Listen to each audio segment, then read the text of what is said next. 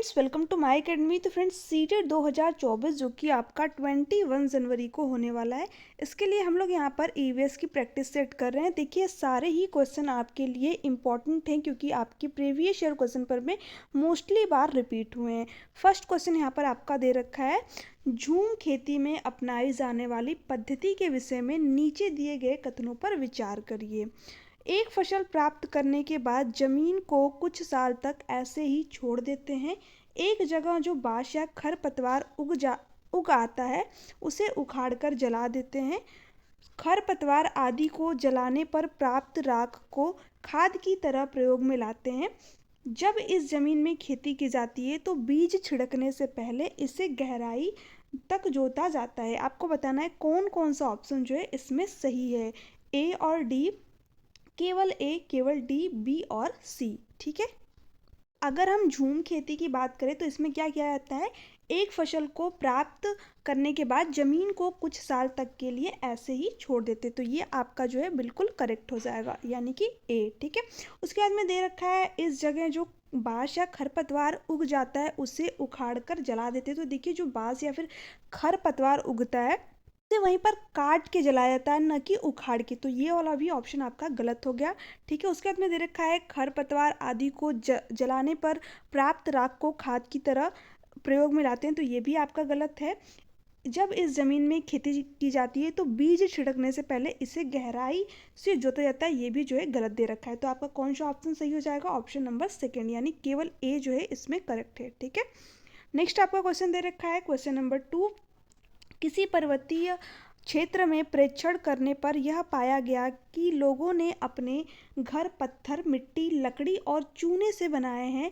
ये घर 2 मंजिले हैं। नीचे की मंजिल पर जानवरों को रखते हैं तथा जरूरत का सामान भी इकट्ठा करके रखते हैं। वह स्वयं पहली मंजिल पर रहते हैं। सभी घरों की छतें समतल है तथा इन्हें पेड़ों के मोटे तनों से बनाया गया है। यह पर्वतीय क्षेत्र नीचे दिए गए किस प्रदेश का भाग है? जम्मू कश्मीर, अरुणाचल प्रदेश, मेघालय, हिमाचल प्रदेश। तो देखिए, अगर आपने जो है कंटेंट की क्लास देखी होगी मेरी, जो कि मैंने प्लेलिस्ट में भी आपको मिल जाएगी, सारे ईवीएस की मैंने कंटेंट की क्लासेस करा रखी है, तो उसमें मैंने आपको जो है घरों के बारे में बताया था कि कहाँ के जो है घर किस तरीके से होते हैं। तो ये कहाँ के घरों की बात हो रही है? आपके जम्मू कश्मीर की। तो यहाँ पे फर्स्ट वाला ऑप्शन जो है आपका करेक्ट हो जाएगा। ठीक है। ये घर जो है आपके कहाँ के होते हैं? लेह के। ठीक है। लेह में क्या होता है कि जो घर होते हैं, आप एक बार फिर से पढ़ लीजिए क्योंकि ऐसे ही आपसे क्वेश्चन पूछे जाते हैं, इतने घुमा घुमा कर और इतने लंबे वे में दे देता है कि आप जो है वहाँ पर आपको कन्फ्यूज़न क्रिएट होती है। ठीक है। तो आपको क्वेश्चन को जो कंटेंट है उनको अच्छी तरीके से रीड करके ही एग्जाम में जाना है। देखिए, यहाँ पर दे रखा है, किसी पर्वतीय क्षेत्र में प्रेक्षण करने पर पाया गया कि लोगों ने अपने घर पत्थर, मिट्टी, लकड़ी और चूने से बनाया है। तो पत्थर, मिट्टी, लकड़ी और चूने के घर कहाँ पे है? आपके लेह लद्दाख में। ठीक है। यह घर कितने? 2 मंजिले होते हैं। नीचे की मंजिल पर जानवरों को रखते हैं और ज़रूरत का सामान भी इकट्ठा करके रखते हैं। वह स्वयं जो है पहली मंजिल पर रहते हैं। सभी घरों की छतें समतल तथा इन्हें पेड़ों के मोटे तनों से बनाया जाता है। ठीक है। तो ये सारी चीज़ें आपको ध्यान में रखनी है। ठीक है। नेक्स्ट क्वेश्चन आपका दे रखा है, क्वेश्चन नंबर 3, आदिवासी हजारों साल पहले से कांसा की चीज़ें बनाते आए हैं। आज भी हमारे घरों में कांसा का उपयोग होता है। कांसा के विषय में निम्नलिखित में से सबसे सही कथन चुनिए। यह तांबे और टिन का मिश्रण है। यह एल्युमिनियम और तांबे की भांति एक तत्व है। यह पीतल और तांबे का मिश्रण है। यह तांबे, जस्ता तथा एल्युमिनियम का मिश्रण है। तो अगर हम बात करें कांसे की, ये आपका किसका मिश्रण है? तांबे और टिन का क्या है? मिश्र धातु है। ठीक है। कांसा क्या है? आपका एक मिश्र धातु है जो कि तांबे और टिन का मिश्रण है। तो यहाँ पे कौन सा ऑप्शन राइट हो जाएगा? ऑप्शन नंबर फर्स्ट वाला। ओके। नेक्स्ट क्वेश्चन दे रखा है आपका, नारियल डली हुई किसी भी करी के साथ उबला हुआ टैपियोका निम्नलिखित में से किस क्षेत्र का प्रिय भोजन है? ठीक है। तमिलनाडु, केरल, पश्चिम बंगाल, बिहार। तो देखिए, जो नारियल डली हुई किसी भी कड़ी के साथ में उबला हुआ टैपियोका खाया जाता है, ये कहाँ पर आपका खाया जाता है? केरल में, क्योंकि केरल में जो है नारियल अधिक होते हैं। ठीक है। तो यहाँ पर जो है नारियल डली हुई किसी भी करी के साथ में टैपियोका खाया जाता है। तो यहाँ पे आपका जो है सेकेंड वाला ऑप्शन जो है इसका राइट आंसर हो जाएगा। देखिए, जो आपकी टैपियोका होती है ये एक रूट होती है, जड़ होती है। ठीक है। तो ये भी आपको ध्यान में रखना है क्योंकि कभी कभी आपको ऑप्शन में दे करके पूछ देता कि टैपियोका जो है वो क्या है। तो टैपियोका क्या होती है? एक रूट होती है, जड़ होती है। ठीक है। नेक्स्ट क्वेश्चन आपका दे रखा है, आमतौर पर यह माना जाता है कि रात में जगने वाले जानवर हर चीज को जिस रंग में देखते हैं वे रंग है काला और सफ़ेद, बैंगनी और नीला, हरा और पीला, नारंगी और लाल। तो देखिए जो जानवर रात में जगते हैं उनको हर चीज़ कैसे दिखाई देती है, ब्लैक एंड वाइट में, यानी काला और सफ़ेद, जैसे कि उल्लू हो गया, चमगादड़ हो गया। ठीक है, तो यहाँ पे आपका फर्स्ट वाला ऑप्शन जो है करेक्ट हो जाएगा। नेक्स्ट आपका क्वेश्चन दे रखा है, केंचुओं को किसानों का मित्र माना जाता है, इसके लिए निम्नलिखित में से सही कारणों को चुनिए। देखिए जो ये वाले क्वेश्चन है आपके, जिसमें कि आपको इस तरीके के ऑप्शन देखते मिलते हैं। ठीक है, इसमें क्या होती है, बहुत ही ज़्यादा कन्फ्यूज़न क्रिएट होती है और अभ्यर्थी ज़्यादातर जो क्वेश्चन है वो यहीं पर गलत करते हैं। ठीक है, तो आपको क्या करना है, ऐसे क्वेश्चनों को इग्नोर नहीं करना है, क्योंकि बहुत सारे अभ्यर्थी क्या करते हैं, प्रीवियस ईयर क्वेश्चन पेपर में जैसे ही इन क्वेश्चनों को देखते हैं उसको छोड़ करके वो आगे दूसरे क्वेश्चनों को सॉल्व करते हैं। बट ऐसा नहीं करना है, आपको इन सारे क्वेश्चनों को लगाना है कि क्योंकि अब जो आपका लेवल है सीटेट के पेपर का, उसमें इस तरीके के क्वेश्चन ज़्यादा देखने को मिल रहे हैं। ठीक है, तो आपके सारे कॉन्सेप्ट क्लियर होने चाहिए, तभी जो है आप इन क्वेश्चनों को कर पाओगे। आपका ऑप्शन ए दे रखा है, केंचुए मृत पत्तियों और पौधों को खाते हैं तथा इनकी मल से जमीन उपजाऊ बनती है। बी दे रखा है, केंचुए खरपतवार खाते हैं जिससे मुख्य फसल की रक्षा होती है। सी दे रखा है, केंचुए जमीन के में छेद बनाते हैं जिससे जमीन पोली हो जाती है।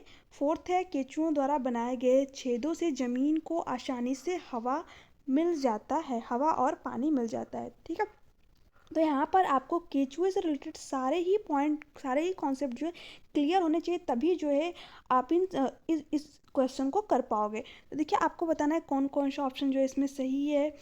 ए ए और सी, ए बी और सी, बी सी और डी, और ए सी और डी। ठीक है, तो देखिए इसमें जो है आपको बताना है कौन कौन सा ऑप्शन सही है। तो देखिए जो केंचुआ होता है, आपको आप सभी को पता है इसको क्या कहा जाता है, किसान का मित्र।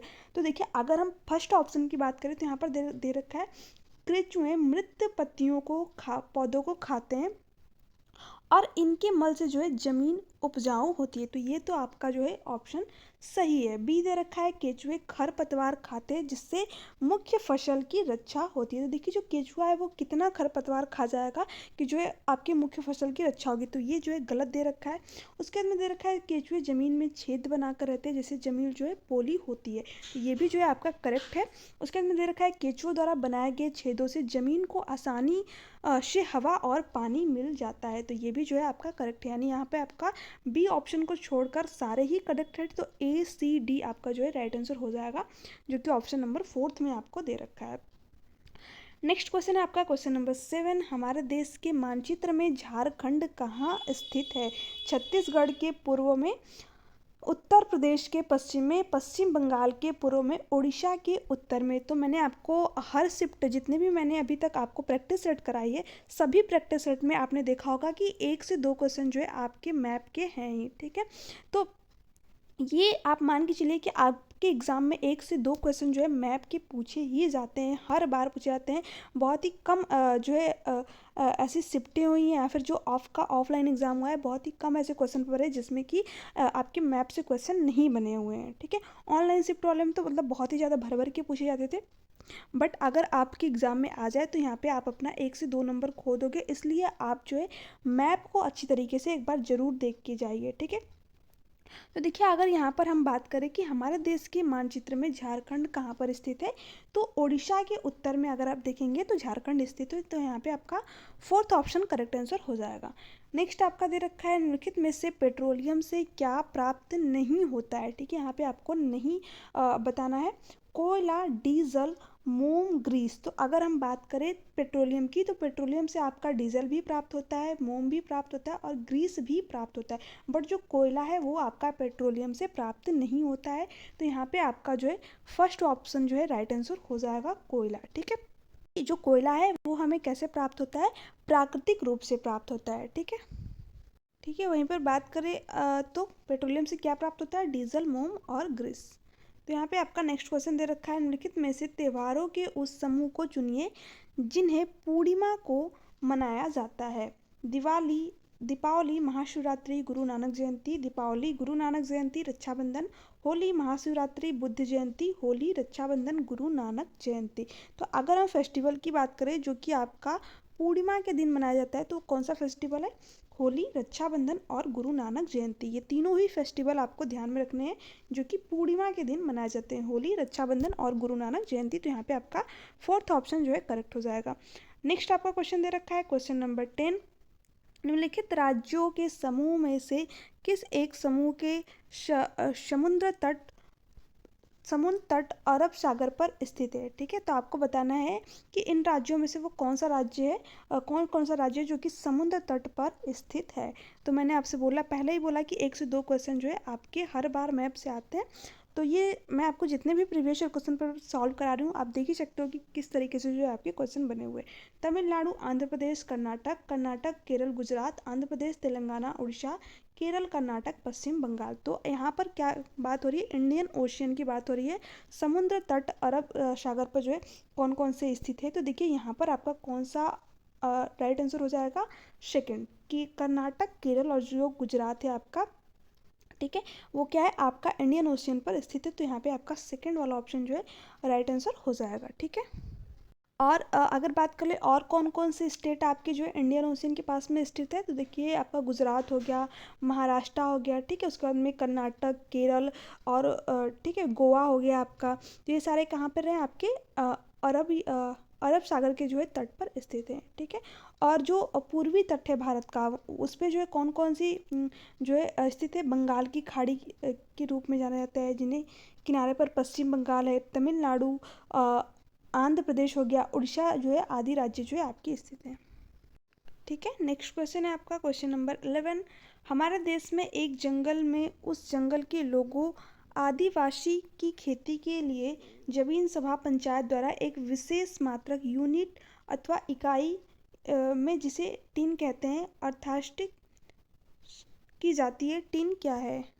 यह भूमि का मात्रक है जिसकी अभिकल्पना विशेष रूप से जंगलों में रहने वाले किसानों से की गई है। वह भूमि जिसकी विमाएँ 100 मीटर से 100 मीटर है, वह भूमि जिस पर कोई किसान एक टीन बीज बोता है, वह भूमि जिसमें कोई किसान एक टीन बीज उत्पन्न करता है। तो देखिए इसमें आपका कौन सा ऑप्शन करेक्ट हो जाएगा, कौन सा आपका ऑप्शन करेक्ट हो जाएगा, आपका ऑप्शन नंबर थर्ड वाला। ठीक है, वह भूमि जिस पर कोई किसान एक टीन बीज जो है बोता है। ठीक है, टीन जो है आपका भारतीय राज्य मिजोरम में जो है प्रचलित भूमि मापन का जो है स्थानीय मानक इकाई है। ठीक है, तो आपको ये सारी चीज़ें ध्यान में रखनी है। नेक्स्ट आपका क्वेश्चन दे रखा है, नीचे दिए गए शहरों में से एक में रेत के पहाड़ जिन्हें रेत के टीले कहा जाता है पाए जाते हैं, थिम्पू, काबुल, आबू धामी और उसके बाद में दे रखा है बर्लिन। तो अगर हम रेत की टीलों की बात करें तो रेत का जो टीला है आपका कहाँ पर पाया जाता है, आबू धामी में। ठीक है, तो आबू धामी जो है यहाँ पर आपका करेक्ट आंसर हो जाएगा। ओके, जो कि आपकी संयुक्त अरब अमीरत की क्या है, राजधानी है। आबू धाबी में जो है करेंसी कौन सी चलती है, दिरहम। ठीक है, दिरहम जो मुद्रा है आपकी वो कहाँ पर चलती है, आबू धाबी में। तो ये भी आपको ध्यान रखना है। नेक्स्ट आपका क्वेश्चन दे रखा है, हम सभी पुराने कुओं को देखते हैं जो अब सूख गए हैं। हमारे बुजुर्ग यह कहते हैं कि अब लगभग 25 से 30 साल पहले इन कुओं में काफ़ी पानी था, परंतु अभी यह पूरी तरह सूख गए हैं। निम्नलिखित में से कुओं के सूखने का संभावित कारणों को चुनिए। जिन झीलों में वर्षा का पानी इकट्ठा होता है अब वहाँ नहीं है। पेड़ों, कुओं और आसपास के क्षेत्रों की जमीन अब कोल तार सीमेंट से ढक गई है। कुओं का कोई उपयोग नहीं करता क्योंकि हर घर में टोटियां लग गई है। भूमिगत पानी को खींचने के लिए विद्युत मोटर चलित पंप लग गए हैं। इसमें बताना है आपको कौन कौन सा सही है, ए बी और डी, ए बी और सी, बी सी और डी, सी डी और ए। ठीक है, तो अगर हम बात करें कि कुओं को सूखने के कारण क्या है यहाँ पर आपके, तो देखिए यहाँ पर दे रखा है जिन झीलों में वर्षा का पानी इकट्ठा होता था अब वो नहीं है। तो ये बात जो है आपकी करेक्ट है। उसके बाद में दे रखा है पेड़ों, कुओं और आसपास के क्षेत्रों की जमीन कोल तर सीमेंट से ढक गई है, जो कि बिल्कुल करेक्ट है। अगर आपने देखा होगा कि जो अब जो है आपको पार्क वगैरह में पेड़ दिखते होंगे, तो उनको क्या किया जाता है, जो उनके नीचे की ज़मीन है वो जो है सीमेंट से ढक करके जो है चौतरे की तरह बना दिया जाता है उनको, ठीक है। तो इस वजह से जो आपके कुएँ हैं वो लगातार सूखते चले जा रहे हैं, क्योंकि देखिए जो ज़मीन यहाँ पर होती थी, उसके बाद में यहाँ पर जो बारिश का पानी आपका आता था तो वो अंदर जाता था, बट यहाँ पर जब चौतरे बना दिए गए हैं तो क्या होता है कि जो बारिश का पानी है वो अंदर नहीं जा पाता है, ठीक है। तो इसलिए जो कुएं हैं वो लगातार सूखते जा रहे हैं। उसके बाद में दे रखा है थर्ड ऑप्शन, कुओं का उपयोग नहीं करता है क्योंकि हर घर में टोटियाँ लगी है, तो ये जो है आपका गलत है। भूमिगत पानी को खींचने के लिए कई विद्युत मोटर चलित पंप लगाए जा रहे, तो अब हर घर में जो है समरसेल की जो बोरिंग है वो कराई दी जा रही है, इससे जो भूमिगत जल है उसको उसमें वो जो है लगातार कम होता जा रहा है। तो यहाँ पे आपका कौन सा सही हो जाएगा, ऑप्शन नंबर यानी सी वाला आपका गलत था। तो सी जिस भी ऑप्शन में है वो तो आपका पहला ही कट जाएगा, इसमें है ये भी कट गया, इसमें है ये भी कट गया, एक ही ऑप्शन बचता है आपका option number first, A B D जो है यहाँ पर आपका राइट आंसर हो जाएगा। ओके, नेक्स्ट क्वेश्चन दे रखा है क्वेश्चन नंबर 14, पर्यावरणीय अध्ययन के संकल्पनाओं और मुद्दों को विज्ञान और सामाजिक विज्ञान विषय के रूप में नहीं रखा गया है क्योंकि यह पाठ्यक्रम के भार को कम करने के लिए सीबीएसई के द्वारा पर्यावरण अध्ययन के पाठ्यक्रम को इसी प्रकार से निर्धारित किया गया है। इस आयु वर्ग के बच्चे अपने परिवेश को समग्र रूप में देखते हैं, यह शिक्षण अधिगम की एक अच्छी युक्ति है, ठीक है।